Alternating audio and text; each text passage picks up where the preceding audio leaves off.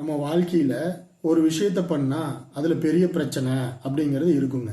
ஆனால் அந்த விஷயத்தை பண்ணாதான் நம்ம வாழ்க்கைக்கே விமோச்சனம் அப்படிங்கிற ஆழமான ஒரு நம்பிக்கையை கொடுக்கும், வீரியமான ஒரு எண்ணத்தை கொடுக்குங்க.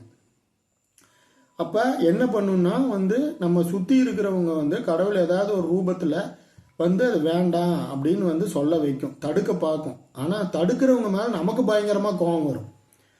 இப்போ இதெல்லாம் கர்மாவோட ட்ராப்புங்க. அது நம்ம எப்பவுமே பாசிட்டிவாக தான் திங்க் பண்ணணும். அதே டைமில் விவேகத்தோடையும் இருக்க வேண்டியது நம்ம கடமைங்க.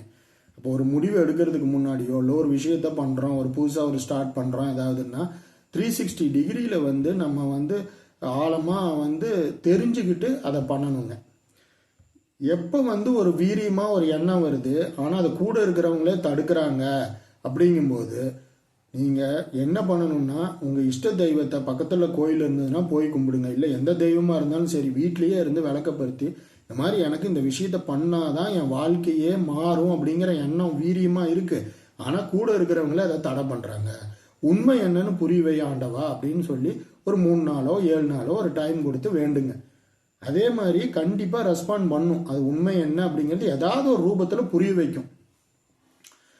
அப்போ அதை நம்ம புரிஞ்சுக்கிற தன்மையில் நம்ம இருக்கணும், விழிப்புணர்வோடு இருக்கணும். ஒரு விஷயம் வருதுன்னா ஓ இதுக்கு தான் ரெஸ்பாண்ட் பண்ணுது கடவுள் பிரபஞ்சம் அப்படிங்கிறது. ட்ரை பண்ணி பாருங்கள், 100% ரிசல்ட் இருக்குது. பல ட்ராப்ல இருந்து நம்ம தப்பிக்கிறதுக்கு இது உதவியாக இருக்கும்.